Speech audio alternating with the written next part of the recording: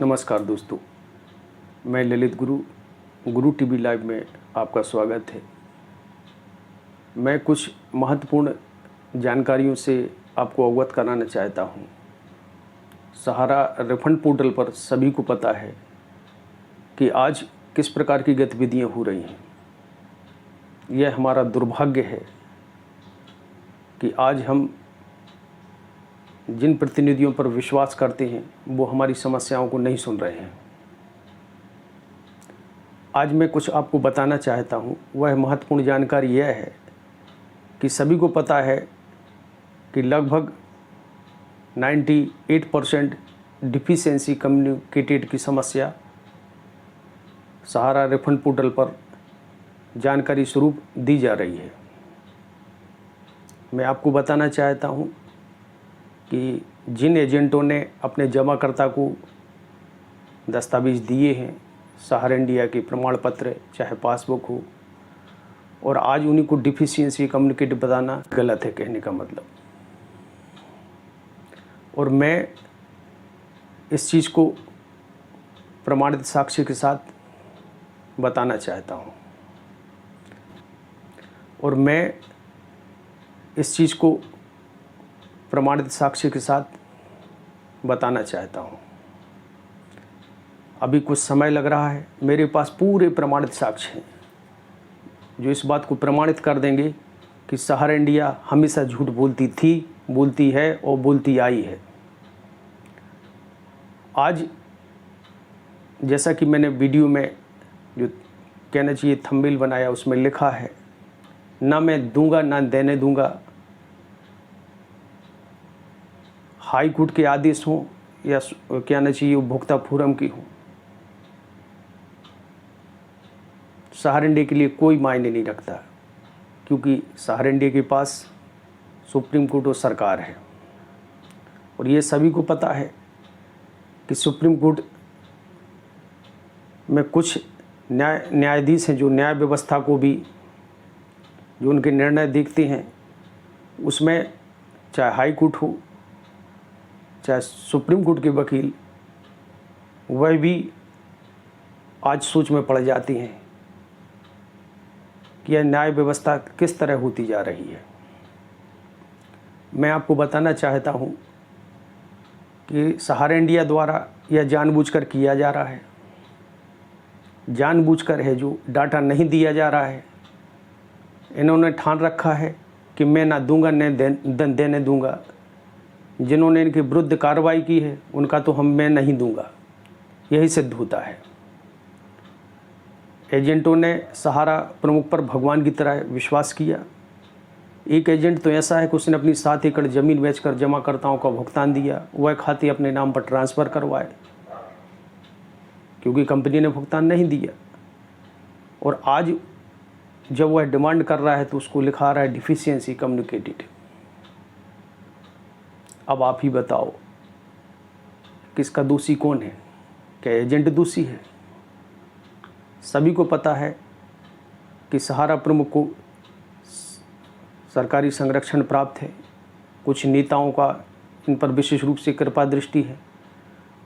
वही नेता लोग न्यायाधीशों से अच्छे संपर्क है, और सुप्रीम कोर्ट की न्यायाधीशों की नियुक्ति का सभी को पता है।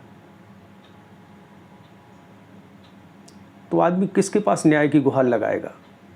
और ये आज जो न्याय व्यवस्था एक पक्षीय हो रही है, यह सर्वथा गलत है।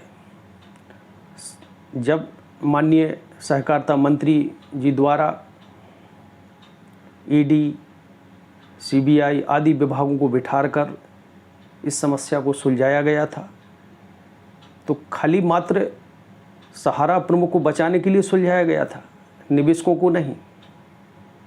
एक कंपनी झूठ पर झूठ बोल रही है, वह अपने जो उसमें है, जो पोर्टल पर सहारा रिफंड की पोर्टल की टीम से मिलकर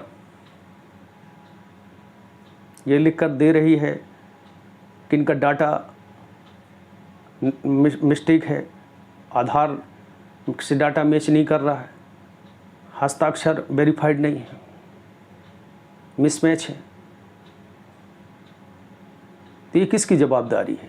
ये सहारा इंडिया की है। सहारा इंडिया द्वारा यदि डाटा सही तरीके से उपलब्ध नहीं कराया गया तो सहारा इंडिया पर जुर्माना लगना चाहिए, गिरफ्तारी होनी चाहिए डायरेक्टरों की कि जमाकर्ता देगा।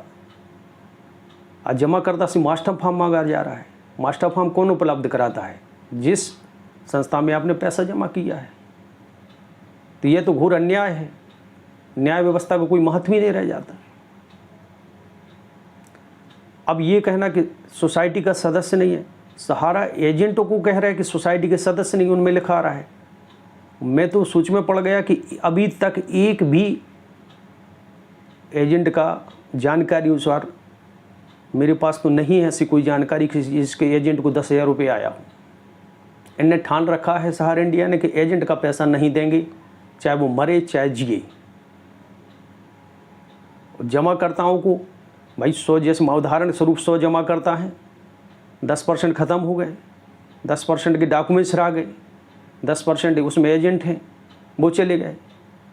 बाकी को है जो कहना ना कि इनके आधार कार्ड में आदि में मिस्टेक है, और मात्र 2-5% बचेंगे, उनका पैसा दे देंगे और सुप्रीम कोर्ट में रिपोर्ट प्रस्तुत कर देंगे कि हमने पैसा बांट दिया। यह चाल है और खुलेआम राजनीतिक तंत्र न्याय व्यवस्था को प्रभावित कर रहा है। इसमें दो मत की बात नहीं है। मैं अपने क्षेत्र के बहुत से खाताधारक के प्रमाण हैं जो कंपनी को मानने पड़ेंगे, वैधानिक प्रमाण हैं, बैंकिंग प्रमाण हैं, बहुत से लिखित प्रमाण हैं। अभी मैं इसका खुलासा नहीं करूँगा। मैं जब उसको पूरा बना लूँगा तब मैं सार्वजनिक भी करूँगा और आपको बताऊँगा कि आपको क्या करना चाहिए। न्याय व्यवस्था ऐसा लगता है कि अब तो नेताओं के हवाले है। आज हम लोगों ने बड़ी आशा और विश्वास के साथ मौजूदा सरकार को मतदान किया था। 2014 से लेके आज सहारा रिफंड पोर्टल बना है, जिसका परिणाम क्या है? जैसा बना वैसे ही ना बना। आज इस तरह की मैसेज आना, सर्वप्रथम यह समस्या बता रहे हैं कि भाई आप सोसाइटी के सदस्य नहीं हैं, तो यानी कि डॉक्यूमेंट्स क्या गलत दे रहे हैं, जबकि सभी को पता है कि सोसाइटी के सदस्य तो रसीद काटी गई है। आप उसकी रसीद प्रमाणीकरण संस्था करेगी, संस्था कह रही है कि ये फॉल्स है, तो फिर डायरेक्टरों की FIR दर्ज होनी चाहिए और मैं उसको सिद्ध कर दूंगा मेरे अपने क्षेत्र के वासियों से कि सहारा इंडिया कितना झूठ पे झूठ पर झूठ बोल रही है। यह इसलिए बोला जा रहा है, अपने योजनाओं में निवेश कराया है। आज जमाकर्ता से आय के प्रमाण पूछे जा रहे हैं, लेकिन जमा लेने वाले से नहीं पूछे जा रहे कि आपने उस समय मौजूदा RBI के नियम के अनुसार या सोसाइटी के मल्टी स्टेट कोऑपरेटिव अधिनियम के अनुसार कितना कैश लिया। तो ये सहारा इंडिया से पूछना चाहिए कि आपने इतना पैसा कैसे ले लिया, कहाँ से आया। लाखों रुपए की रसीद बना के दे दी, और सहारा इंडिया इसलिए जानबूझकर कर रही है कि हमको क्लीन चिट मिल जाए और सहारा श्री है जो ये मामला रफा दफा हो जाए और विदेश जा सके। इससे तो यही सिद्ध होता है, क्योंकि सभी को पता है कि गरीब आदमी ने मेहनत एक एक रुपये करके कैसे है जो जमा किया, और आज पैसे की ना देना पड़े उसके लिए तरह तरह की जितना भी बन सक रहा है नेतागिरी की आड़ में एक व्यक्ति पूरे देश पर राज्य किए हुए हैं। यह किस लिए? इसलिए कि पैसा ना देना पड़े। मान के चलो, मैं पूरी अभी मैं आपको एक प्रमाणित करके बताता हूँ। मैंने इनकम टैक्स में है जो कंप्लेंट की फाइनेंशियल ईयर 2015-16, 16-17, 17-18 और 18-19 में। ये कंप्लेंट मैंने 7 जनवरी 2021 को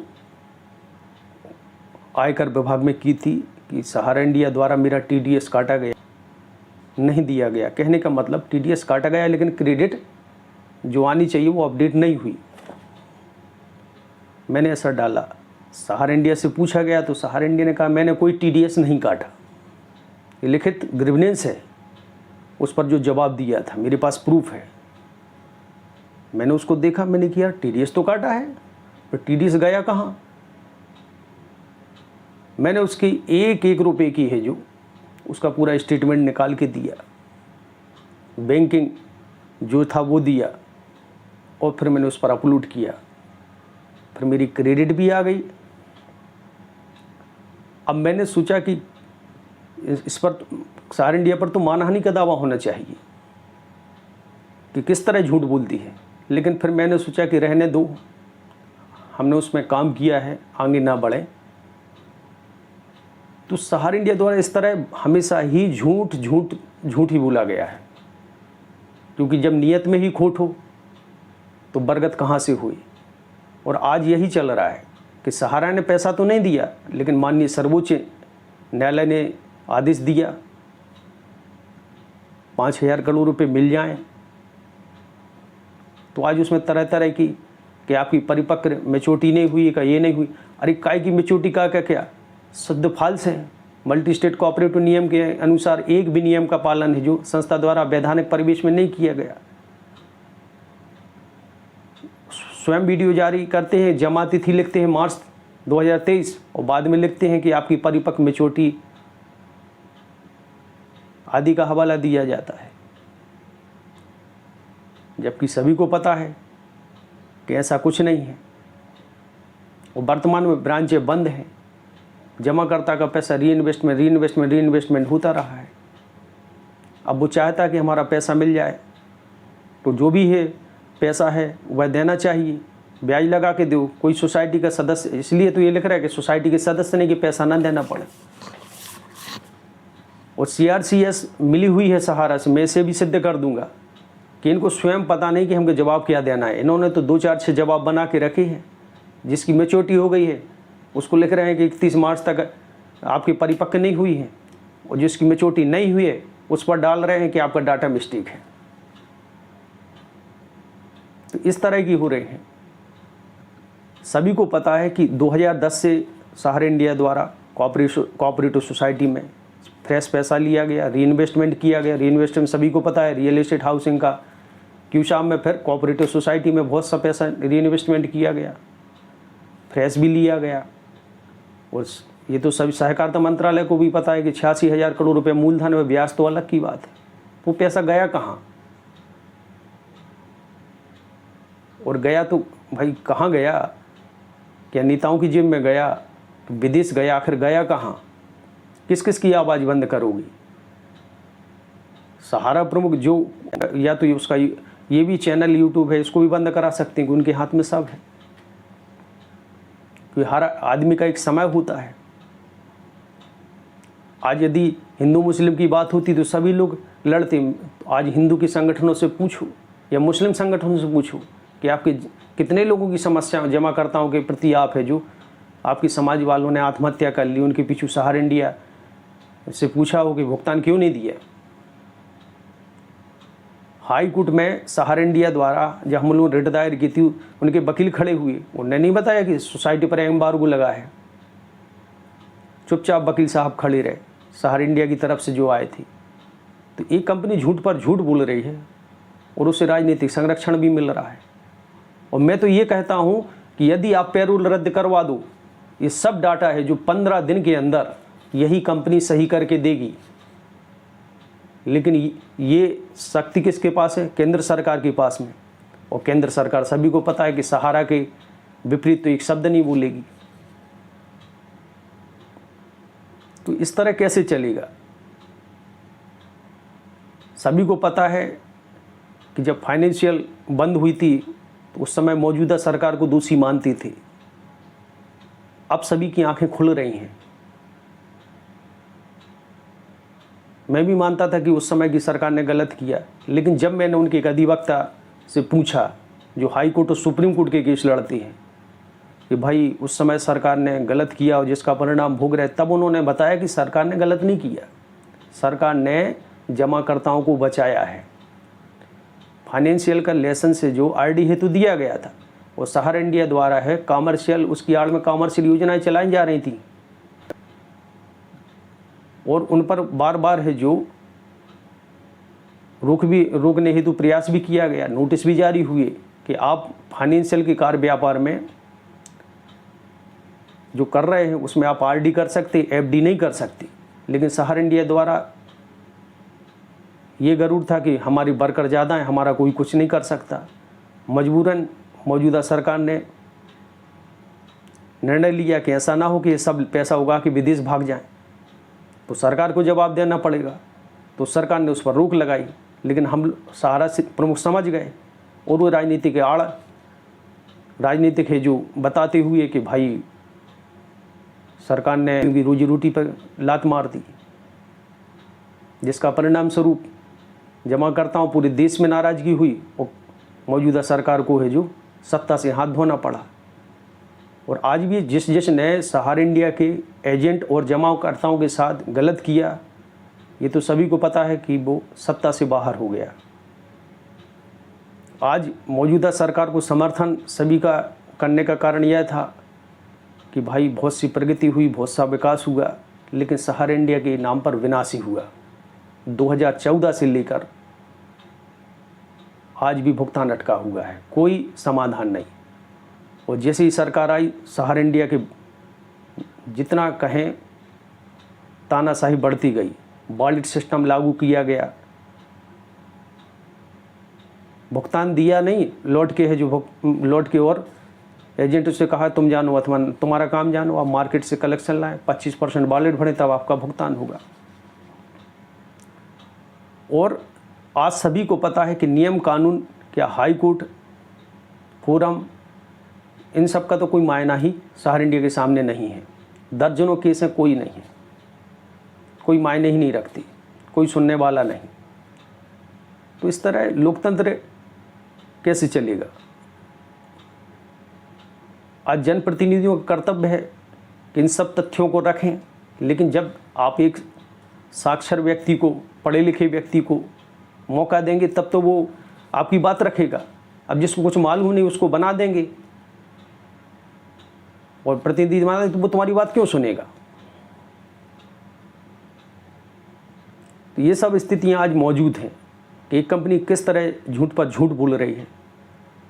और मेरे पास प्रमाणित साक्ष्य है, मैं एक भी बात झूठ नहीं बोल रहा हूँ। मैं कोई भी बात बोलता हूँ उसके एविडेंस अपने पास रखता हूँ कि भविष्य में यदि मुझसे कोई पूछताछ हो तो मैं उस पर है जो प्रमाणिकता दे सकूँ। और मैं यह भी बता देता हूँ कि मैं यह झूठ भी जो सहारा इंडिया द्वारा डिफिशिएंसी कम्युनिकेटेड है, इसे भी सिद्ध करके बताऊँगा कि ये शुद्ध है जो फर्जीवाड़ा है। कि इस तरह का है तो सहारा रिफंड पोर्टल की टीम और कहना चाहिए इस पर है जो होना चाहिए, क्योंकि फर्जीवाड़ा शुद्ध मिलके है जो इस तरह का काम कर रही है। यह गलत है। कहीं क्या इस पोर्टल बनाने जो 2-3 लाख रुपए में पोर्टल बन जाता, उसमें 20 लाख रुपए हर माह खर्च हो रहे हैं। कितनी बार उसमें चेंज हो चुका, उनको स्वयं पता नहीं कि हमको उसको क्या करना है। एक और लिख रहे हैं कि 31 मार्च तक कि आपकी मैच्योरिटी परिपक्व हुई, और दूसरी ओर उसमें स्कीम दे रहे हैं जो अभी 2018 में आई थी। तो ये क्या है? ये सब मजाक बना के रखा है। इन लोगों को स्वयं पता नहीं कि करना क्या है, मन का धन कर रहे हैं। एक न्यायाधीश की आड़ ले ली कि जिससे भविष्य में कोई हमारे ऊपर दावा ना करे, इसलिए माननीय सुभाष रेड्डी जी को एक मुहरा बनाया गया, विद्वान अधिवक्ता का सहयोग ले लिया गया कि जिससे कोई बोले ना आगे। और इन लोगों की तो बल्ले बल्ले 20 लाख रुपए दोनों जनों को मिल रहे हैं। स्टेशनरी खर्च इस तरह है जो 5,000 करोड़ में 1,000 करोड़ रुपए तो ऐसे ही चला जाएगा, जबकि निवेशकों को 10,000 रुपये नहीं मिली, और सहारा के एजेंटों को तो 1 रुपये भी नहीं मिला। वह एजेंट कि जो अपने कहना चाहिए कि जितनी पीड़ा है वो किसी को नहीं बता सकती, किस तरह उन्होंने मार्केट से पैसा उठा के जमाकर्ताओं को दिया है। तो उनकी तो कोई सुनने वाला ही नहीं। तो मेरा आग्रह यह है कि आज जो पोर्टल पे आधार आदि ये सब चीज़ें बताई जा रही हैं, चाहे एजेंट की हों चाहे निवेशकों की हों, तो ये सभी को पता है कि जब ये सोसाइटी 2010 में आई थी तो उस समय आधार तो था नहीं, क्योंकि आधार है जो 1 जनवरी 2013 से आधार प्रोजेक्ट है जो 51 ज़िले में भारत देश में लागू किया गया था। अब 2010 का जिसका पैसा है तो स्वाभाविक है कि आधार कार्ड से डाटा कैसे मिलेगा, क्योंकि सभी को पता है कि बहुत सी त्रुटियाँ थीं, किसी की नाम की स्पेलिंग में त्रुटि, किसी की जन्मतिथि में त्रुटि। तो आज तो आपने वेरीफाइड कर लिया ना, आधार वेरिफिकेशन कर लिया, फिर डाटा कैसे अपडेट होगा? ये तो कंपनी का काम है कि आधार कार्ड यदि आपने 2010 या वर्तमान में जो भी योजना में लिया है तो उसका है जो आप वेरीफाइड करें कि जमाकर्ता कहाँ से कराएगा, एजेंट कहाँ से कराएगा? ऑफिस तो बंद है। हस्ताक्षर तो जिन्होंने यह पोर्टल बनाया है उनसे अपन 10 साल पहले की दस्तखत कराते हैं और फिर अभी कराएंगे तो उनकी भी मिसमैच निकलेंगी। जब आपने आधार कार्ड से वेरीफाइड कर लिया तो फिर हस्ताक्षर का क्या मूल्य रह जाता है? लेकिन नहीं, इसमें तो सब मिला रहे हैं और यह सब एक षड्यंत्र है। और इसका समाधान यदि ये करना चाहती ना ईमानदारी पूर्वक, तो ये नहीं चाहते कि सभी जानकारी हो जो प्रमाणित है जो सबके सामने आए, क्योंकि अभी राज खुल जाएगा कि 86,000 करोड़ रुपया कहाँ गया, सर्वोच्च न्यायालय भी पूछेगी। ये जानबूझकर गुमराह किया जा रहा है ताकि आपको पैसा ना देना पड़े। लेकिन हम लोग हैं जो धर्म पर राजनीति करो और भोगो। और आपको बता दें, अगर हम वर्ग की बात करें जो हिंदुत्व की दावा करते हैं कि मैं हिंदुत्व की सरकार ये वो, तो ये बता दें कि पूर्व सरकार में जब सहारा शिविर का प्रकरण हुआ था तो एक भी व्यक्ति ने आत्महत्या नहीं की थी। पूर्व सरकार द्वारा 15% ब्याज समेत पैसा 3 माह के अंदर सहारा को आदेश दिया कि आपको स्वयं देना है। जब इन्होंने पैसा नहीं दिया तब उस सेबी के माध्यम से सर्वोच्च न्यायालय द्वारा कहा गया था। और वर्तमान में जो हिंदुत्व की सरकार का दावा कर रही है ना, आपको विश्वास नहीं होगा कि जितनी भी हिंदुओं ने आत्महत्याएं की इसी सरकार के शासनकाल में की है। अब किससे आप गुहार लगाएंगे, क्योंकि आपकी कोई बात सुनने वाला है नहीं। आज इस तरह की गतिविधियां हो रही, जमाकर्ता कह रहा है भाई मैं जमाकर्ता नहीं हूं, मैं सोसाइटी का सदस्य नहीं हूं, मेरा पैसा कहाँ डाला आप लोगों ने। और एजेंट आत्महत्या कर लिया, कोई गलत कदम उठा ली तो इसका जवाबदार क्या हो, कौन होगा भाई? इसका जवाबदार सहारा रिफंड पोर्टल की टीम होगी, सहारा इंडिया होगी, माननीय सुभाष रेड्डी और गौरव अग्रवाल जी उसकी भरपाई करेंगे, क्योंकि न्याय तो सभी के लिए बराबर है, चाहे न्यायाधीश हो। शुद्ध खुलेआम कानून की धज्जियां उड़ाई जा रही। मैं इसको सिद्ध कर सकता हूं प्रामाणिकता, लेकिन मैं इसे सिद्ध करने के अलावा मैं सिद्ध कर दूंगा ये गलत है तो क्या मुझे हर्जाना दिया जाएगा? जो मेरा खर्च होगा वो पूरा पैसा है जो हम लोगों का है, जो ये न्यायदाता या न्याय मित्र दिलाएंगे। मैं बहुत जल्दी इसकी पूरी जानकारी देने वाला हूँ, क्योंकि टाइम लग रहा है, मैं जानता हूँ, क्योंकि मैं भी वैधानिक परिवेश में काम करता हूँ। ये शुद्ध अन्याय हो रहा है, गलत हो रहा है।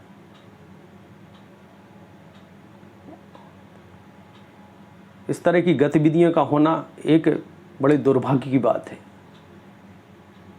आज वर्तमान सत्ता के जो कार्यकर्ता हैं वे लोग भी, उनका भी पैसा जमा है। वे लोग कहते हैं कि भाई सरकार सुन नहीं रही है, सांसद सुनते नहीं, हम लोग किसके पास जाएं? वे लोग भी निराश हैं। इसे बोलते धर्म की आड़ में गलत काम करना। हम लोगों ने बड़ी अपेक्षा से मौजूदा सरकार को बनाया और आशा की कि भाई हम लोगों का पूरा पैसा मिल जाएगा, तो हम लोगों को तो नहीं मिला, लेकिन माननीय सहारा प्रमुख को पर्याप्त है जो ऐश और आराम की ज़िंदगी मिली। मीडिया न्यूज़ चैनलों पर एक एक दिन का ब्याज दे रहे, और आज 10,000 रुपये जो किस्त मिलनी थी वो भी नहीं मिल पाई। किससे अपेक्षा रखें, किससे अपनी बात कहें? लेकिन फिर भी मैं बता देना चाहता हूं कि आप लोगों को रुकना नहीं है। यदि भुगतान जाना है, आपको दावा करना है पोर्टल पर, क्योंकि यही पैसा आपको आगे मिलेगा। कुछ लोग कह रहे दावा ना करो, रखे रहो कागज, कौन सुनेगा तुम्हारी? तुम एसडीएम तहसीलदार ये कुछ नहीं कर सकते, इनके हाथ में नहीं है। जब हाईकोर्ट का सामने वाला आदेश नहीं मान रहा तो एसडीएम ये कलेक्टर क्या मायने रखती है? तो मेरा आग्रह यही है कि पोर्टल पर फिर भी आप रजिस्ट्रेशन करें, चाहे वह दावा रिजेक्ट करें या कुछ भी करें, आप अपने पास पावती संभाल के रखें। यदि आपको पैसा चाहिए, किसी की बातों में ना आए। ये गुमराहजनक यदि कोई बात कर रहा है तो उसकी बातों को ना सुने, क्योंकि मैंने विगत 7-8 साल से इसको बहुत बारीकताई से समझा है।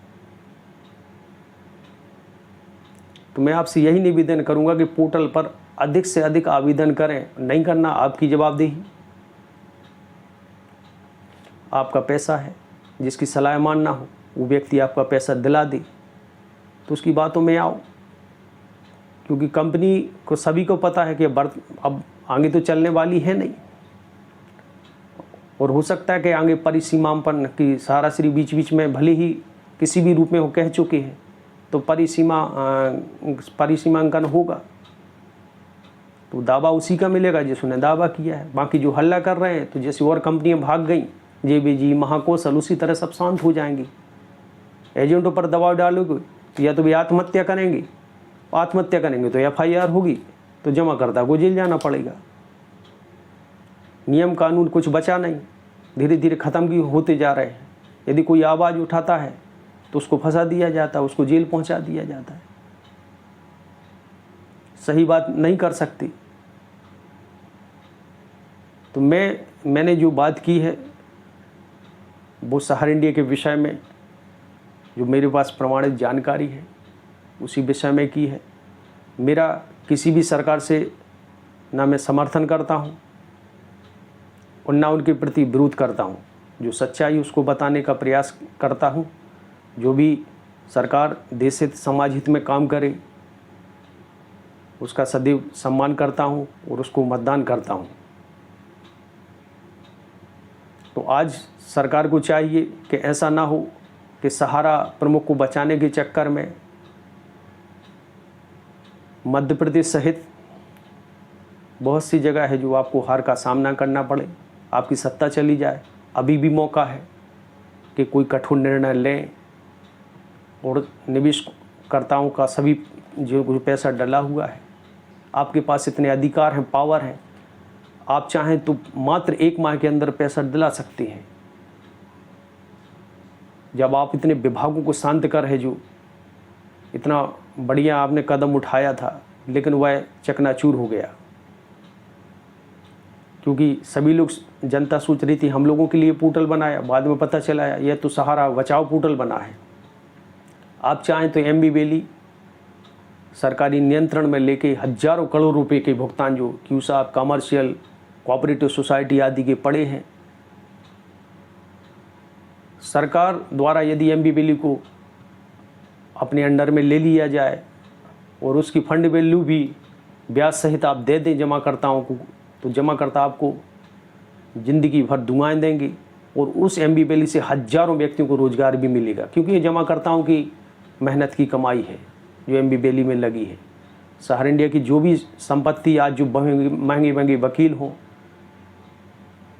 और चाहिए न्यायाधीशों के लिए 20-20 लाख रुपए, 15 लाख, 5 लाख ये खर्च हो रहे, ये सब गरीब निवेशकों के खून पसीने की कमाई है।